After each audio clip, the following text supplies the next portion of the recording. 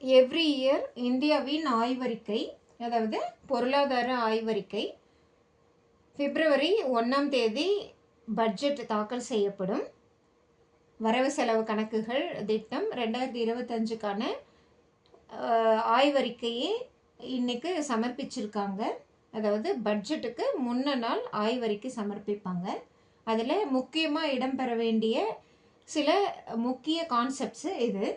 அதாவது ஒரு 8 கான்செப்ட் இருக்குது பாருங்கள். அதில் விவசாயம் மிக முக்கியமானது. விவசாயம் சார்ந்த துறைகளை முக்கியமாக கவனத்தில் எடுத்துக்குவாங்க. அதாவது வரவு செலவு திட்டம் பட்ஜெட்டோட முன்னோடி திட்டம்னா இந்த ஆய்வறிக்கை சமர்ப்பிப்பு.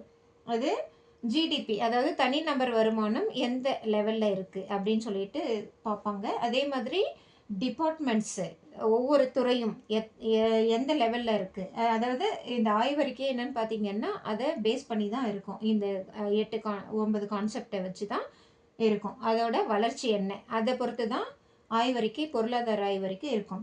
இன்ஃப்ளேஷன், பணவீக்கம், ஃபினான்ஷியல், அதாவது ஃபினான்ஸ் சம்மந்தப்பட்டது, ஃபாரின் இன்வெஸ்ட்மெண்ட் எவ்வளோ வந்திருக்கு, இன்ஃப்ராஸ்ட்ரக்சர், அதாவது உள்நாட்டு கட்டமைப்பு, வெளிநாட்டு கட்டமைப்பு, இதெல்லாம் எப்படி இருக்குது. மிக முக்கியமாக பார்த்தீங்கன்னா இபி, ரியல் எஸ்டேட்டும் இப்போ வந்திருக்கு.